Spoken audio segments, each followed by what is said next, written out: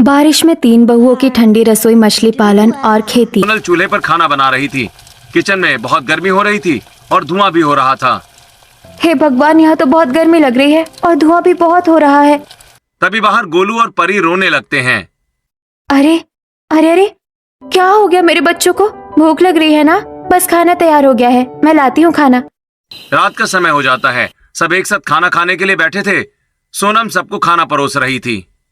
पता है विकास जी, ये सोनल है ना, ये घर का सारा काम एकदम अच्छे से संभाल लेती है, बच्चों को भी देखती है और खाना भी बनाती है, वरना मैं अकेली तो ये सब बिल्कुल नहीं संभाल पाती। और दीदी, मैं क्या यहाँ बैठकर मक्खियाँ मार रही हूँ? मैं भी तो दिन रात मेहनत कर रही हूँ। हाँ हाँ, तू भी बहुत मेहनत कर रही है।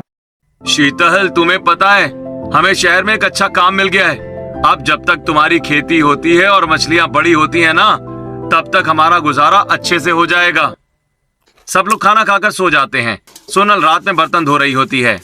काम तो मैं घर के सारे कर लेती हूँ, कोई दिक्कत नहीं है।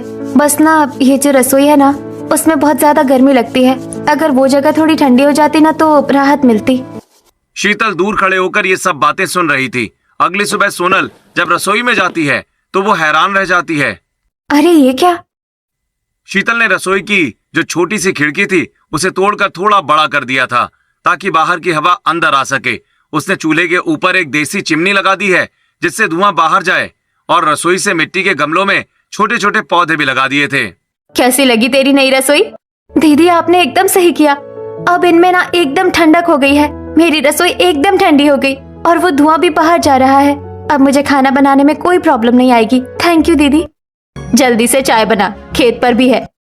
उधर शिवानी गड्ढे के पास खड़ी थी जिसमें पानी भरा था। अरे यार, हवा से उड़कर इसमें कचरा आ गया है, इसे साफ करना होगा। शिवानी डंडे से उस गड्ढे में पॉलीथीन और कचरे को बाहर निकाल लेती है। अगर ये कचरा मेरी मछलियों ने खा लिया तो वो बीमार हो जाएंगी। ये पॉलीथीन थोड़ी ना कोई खाने की चीज है। सफाई करने के बाद शिवानी घर जाती है। वो एक बर्तन में थोड़ा सा आटा गूंथती है और उसकी छोटी छोटी गोलियां बनाती है। उन्हें गड्ढे में मछलियों को खाने के लिए डाल देती है। ये लो, ये है मेरी मछलियों का फेवरेट खाना। खाओ खाओ और जल्दी जल्दी बड़ी हो जाओ। इस तरह कुछ महीने बीत जाते हैं। एक सुबह शीतल खेत में आती है और बहुत खुश हो जाती है। विकास जी, सोनल, शिवानी, जल्दी आओ। सब वहां आ जाते हैं और देखते हैं कि खेत में बहुत बढ़िया सब्जियां उगाई हैं। अरे वाह शीतल, वाह! तुम्हारी तो वो देसी खाद और मेहनत रंग ले आई। इतनी अच्छी सब्जी तो पूरे गांव में किसी के खेत में नहीं होगी। और मेरी मछली अभी अब बहुत बड़ी हो गई है, वो बेचने के लिए तैयार है। रात का समय हो जाता है। सभी एक साथ बैठकर बातें कर रहे थे। वो देखो, अब सब्जी और मछलियाँ तैयार है। अब बस हमें उन्हें सही तरीके से बेचना है। विकास जी, आप मेरी उगाई हुई ये ताजी सब्जियाँ यही गांव में बेचेंगे। और सुमित जी, सुमित रोज सुबह सब्जियाँ लेकर शहर जाएगा और रवि, तुम शिवानी की मछलियाँ लेकर शहर में बेचने जाओगे। गाँव और शहर दोनों जगह जब हम एक साथ अपना सामान बेचेंगे ना, तो हम ज्यादा पैसे कमा पाएंगे। प्लान तो तुम्हारा एकदम बढ़िया है भाभी। हम चले तो जाएंगे शहर, लेकिन इतनी दूर हम रोज रोज जाएंगे कैसे? हमारे पास बस का किराया देने के भी पैसे नहीं है। हाँ भाभी, और चलो पैदल चले भी गए तो शहर में सब्जी और मछलियाँ किस पर रखकर बेचेंगे? हमारे पास तो ठेला वगैरह भी नहीं है। बात तो सही है। ठीक है, कल सुबह हम दोनों गांव में जाकर कुछ लोगों से मदद मांग कर आते हैं। अगर किसी ने अपना पुराना ठेला हमें दे दिया तो काम बन जाएगा। अगली सुबह तीनों बहुएं गांव के एक अमीर आदमी लाला जी के घर पहुंचती हैं। लाला जी, आपके घर के पीछे वो जो पुराना ठेला रखा है ना, वो हमें कुछ दिनों के लिए दे दीजिए प्लीज। अभी हमारे पास पैसे नहीं है, लेकिन जब सब्जी और मछली बेचकर पैसे आ जाएंगे ना, तो हम आपको उसका रोज का किराया भी दे दिया करेंगे। हाँ लाला जी, बस कुछ समय की बात है, फिर हम अपना नया ठेला ले लेंगे। अरे नहीं भाई, ऐसे कैसे दे दूं अपना ठेला? पहले एडवांस पैसे दो तब ले जाना। तीनों बहुएं गांव में कई लोगों के पास जाती हैं और मदद मांगने लगती हैं, लेकिन कोई भी उनकी मदद नहीं करता। तीनों वापस घर आ जाती हैं। दीदी, मेरे पास एक मस्त आइडिया है। क्या आइडिया है? हम ऐसा करते हैं ना, हम लकड़ी और बांस की बड़ी बड़ी टोकरियां बनाते हैं और उसी में सब्जी रख लेंगे और एक में मछलियाँ। ये सबसे सही और सस्ता जुगाड़ रहेगा। अरे वाह शिवानी, ये तो तूने एकदम बढ़िया आइडिया दे दिया। तीनों बहुएं बिना वक्त बर्बाद किए बांस लाती हैं और मिलकर बहुत ही मेहनत से 3 बड़ी बड़ी और मजबूत बांस की टोकरियां तैयार करती हैं। अगली सुबह विकास सिर पर सब्जियों की टोकरी रखकर गांव में सब्जी बेचने के लिए निकल जाता है। हल्की हल्की बारिश भी हो चुकी थी। ताजी सब्जियां ले लो, लौकी, टमाटर, बैगन ले लो। एकदम ताजी सब्जियां ले लो। ये भाई जरा रुकना, ये लौकी टमाटर दे दो जरा 1-1 किलो। विकास गांव वाले के पास जाकर उसे सब्जी दे देता है। भाई वैसे सही जुगाड़ निकाला है तुमने। अब इस भयंकर बारिश के मौसम में कौन बाहर कीचड़ में सब्जी खरीदने जाएगा। घर बैठे बैठे ताजी सब्जी मिल रही है तो अच्छी बात है। विकास ऐसे ही बारिश में भीगता हुआ पूरे गांव में सब्जियां बेचता है। उधर शहर में सुमित और रवि एक दुकान के पास खड़े होकर सब्जियां और मछलियां बेच रहे थे।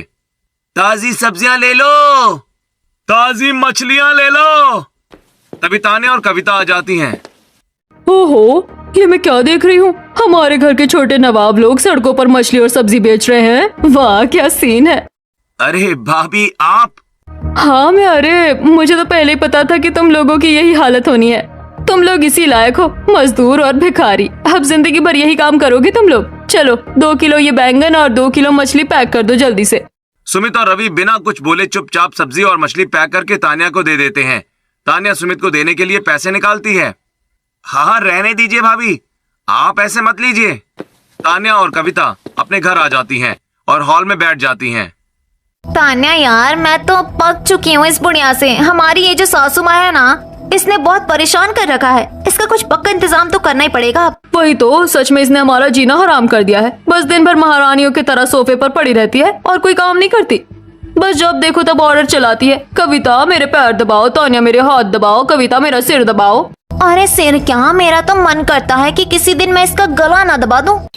रात का समय हो जाता है। विकास, सुमित और रवि घर लौट आए हैं।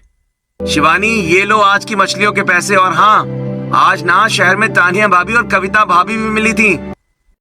फिर क्या हुआ? उन्होंने कुछ कहा क्या? अरे बहुत उल्टा सीधा बोला, लेकिन मैंने कुछ नहीं बोला। फिर उन्होंने मुझसे मछली और सुमित भैया से सब्जी भी खरीदी। अच्छा, तो आपने पैसे लिए थे ना उनसे? नहीं नहीं शिवानी, वो हमारी भाभी हैं। मैं उनसे पैसे कैसे ले सकता था? आपका दिमाग खराब हो गया है रवि जी। वो हमारी भाभी नहीं है। जब हम उनसे मदद मांगने गए थे तब उन्होंने हमारी कोई कदर नहीं की थी ना। और आप उनको अपनी भाभी भाभी बोलकर फ्री में सामान बांट रहे हो। आज के बाद आप उनको एक टमाटर भी फ्री में नहीं देंगे।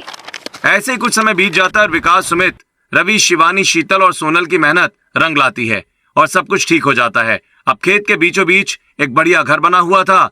घर की छत पर सोलर लाइट लगी हुई थी और किचन भी बढ़िया बन चुकी थी, जिसमें एग्जॉस्ट फैन भी लगा हुआ था। सच कहूं तो आज ये सब तुम तीनों की मेहनत की वजह से हुआ है। ये सब तुम तीनों की ही मेहनत का फल है। सब बहुत खुश होकर खाना खाते हैं। उधर शहर में अभिषेक और सौरभ हॉल में खड़े हुए थे। माँ, बहुत दिन हो गए आप कहीं बाहर नहीं गई। आप तीर्थ यात्रा पर हो आइए।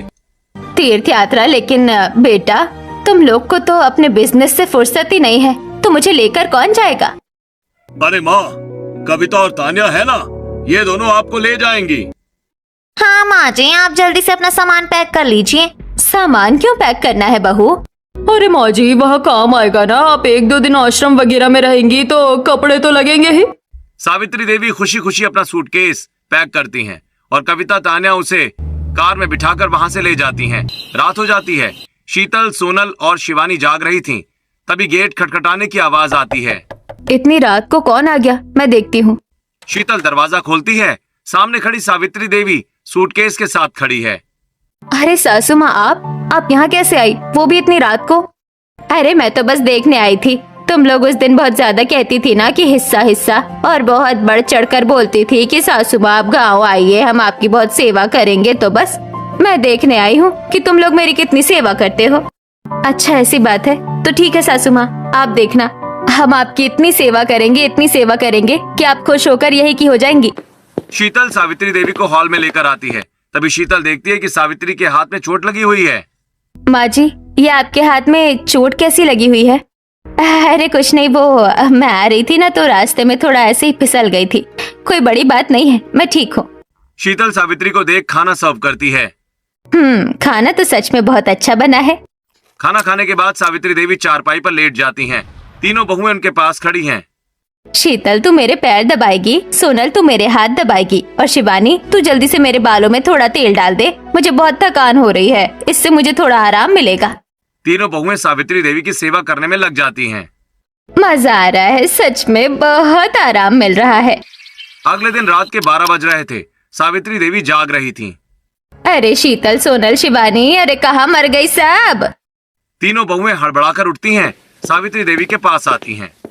क्या हुआ सासू माँ, आप ठीक तो है ना? मुझे मीठा खाने का मन कर रहा है, मेरे लिए ना अभी के अभी कुछ मीठा बनाओ। माँ जी, रात के 12 बज रहे हैं, इस टाइम मीठा? तो क्या हुआ, मैंने कहा ना कि मुझे अभी खाना है। जाओ जाकर मेरे लिए बढ़िया सी खीर तैयार करो। लेकिन सासू माँ, खीर के लिए तो दूध चाहिए होगा ना, और अभी घर में दूध खत्म हो गया है। मुझे नहीं पता, कहीं से भी लाओ, मुझे खीर खानी है, मतलब खानी है। ठीक है सासू माँ, आप बैठिए, हम अभी बनाते हैं। शिवानी, तू जा रामू काका के यहाँ, थोड़ा दूध ले आ। सोनल, तू चावल निकाल। शिवानी रात को ही गांव से दूध लाती है। तीनों बहुएं रात को ही सावित्री देवी के लिए खीर तैयार करती हैं। उधर शहर में सुमित और रवि ने दुकानदार महेश की दुकान के पास ही अपनी एक छोटी सी दुकान खोल ली है। और सुमित बाबू का हालचाल है? बस लाला जी, सब भगवान की और आप जैसे पड़ोसियों की दुआ है। अरे सुमित बाबू, एक बात पूछे, वैसे तुम्हारी माँ जी कहाँ है? माँ जी? हाँ भाई, बहुत दिन हो गए, मैंने उन्हें देखा नहीं। मैंने परसों तुम्हारे बड़े भाई अभिषेक से पूछा था, तो वो और उसकी पत्नी बोल रहे थे कि सावित्री जी तो तीर्थ यात्रा पर गई हुई हैं। क्या तीर्थ यात्रा? महेश जी अपनी दुकान बंद करके वहां से चले जाते हैं। रात को सुमित और रवि अपनी दुकान बंद करके अभिषेक के घर पहुंचते हैं। तुम दोनों भिखारियों की हिम्मत कैसे हुई मेरे घर में बिना पूछे घुसने की? ये सब क्या चल रहा है भैया? हमने महेश जी से सुना कि आप लोगों ने माँ जी को तीर्थ यात्रा पर भेज दिया है, जबकि वो तो हमारे पास गांव में रह रही हैं। हाँ, तो इसमें इतना भड़काने वाली क्या बात है? और वैसे भी वो जो तुम्हारी लाडली माँ जी है ना, उन्हें हमने तुम्हारे पास ही परमानेंट पार्सल कर दिया है। अब जाओ और जाकर जिंदगी भर उन्हें संभालो, जाओ। अब यहाँ ज्यादा बकवास करने की जरूरत नहीं है, और जो पूछना है जाकर अपनी माँ से पूछना, वही तुम्हें सब कुछ समझाएंगी कि हमने उनके साथ क्या किया। अब निकलो यहाँ से, चलो। सुमित और रवि वापस गांव लौट आते हैं। माँ जी, अपना सामान पैक कीजिए आप। क्या हुआ सुमित? चलिए माँ जी, आप अभी के अभी अपने घर जाइए। अब आपको यहाँ गांव में नाटक करने की कोई जरूरत नहीं है। जाइए अपने उन बड़े लाडले बेटों के पास, वो अभिषेक और सौरभ के पास। अरे सुमित, रवि, ये तुम लोग माँ जी से किस तरह से बात कर रहे हो? भाभी, आप इनसे पूछिए ना, ये हमसे झूठ बोल रही थी। इन्हें अभिषेक भैया ने घर से निकाल दिया है। ये सुनते ही सावित्री देवी रोने लगती हैं। मुझे माफ कर दो मेरे बच्चों, मुझे माफ कर दो। हाँ सुमित, तू सच कह रहा है। मेरे उन लाडले बेटों और बहुओं ने मुझे घर से धक्के मार कर निकाल दिया। शीतल, मेरी उन दोनों लाडली बहुओं ने मेरे साथ बहुत गंदा खेल खेला। उन्होंने मुझसे झूठ बोला था, कहने लगी कि माँ जी बहुत दिन हो गए हैं, आप तीर्थ यात्रा पर हो आइए। मैं बेवकूफ उनके बातों में आ गई। उन्होंने मेरा सामान पैक करवाया और मुझे कार में बैठा लिया। मुझे लगा वो सच में मुझे तीर्थ यात्रा पर ले जा रही है, लेकिन उन चुड़ैलों ने मुझे शहर के बाहर एक सुनसान हाईवे पर कार से उतार दिया और मेरा सूटकेस फेंक दिया और कहा, जाओ बुढ़िया, अब जाकर अपने उन गांव वाली बहू के पास रहो। मुझे माफ कर दो बहुओं, मैं तुम तीनों को बहुत ज्यादा बेकार और गंवार समझती थी, लेकिन आज मुझे समझ आ गया है कि तुम तीनों ही मेरी असली बेटियां हो। मेरी वो दोनों शहर वाली बहुएं तो बहुत बेकार है, नागिन है वो, मुझे माफ कर दो। अरे माँ जी, आप क्या कह रही हैं? आप हमारी माँ हैं, जो हुआ उसे भूल जाइए। आप फिक्र मत कीजिए, अब कोई आपको परेशान नहीं करेगा। हाँ सासू माँ, अब आप हमेशा हमारे साथ इसी गांव वाले घर में रहेंगी। माँ, हमें बस सच जानना था, वो भी आपके मुंह से। आप रोना बंद कीजिए। हम तीनों भाई सौरभ और अभिषेक भैया के मुंह पर ये बोल कर आए हैं कि आप लोग शहर की वो सारी प्रॉपर्टी अपने पास रख लीजिए, क्योंकि हमें कुछ नहीं चाहिए। अब हमारे पास हमारी माँ है। ये सब सुनकर सावित्री की आंखें भर आईं, पर अब पूरा परिवार एक साथ था और खुश था। Subscribe.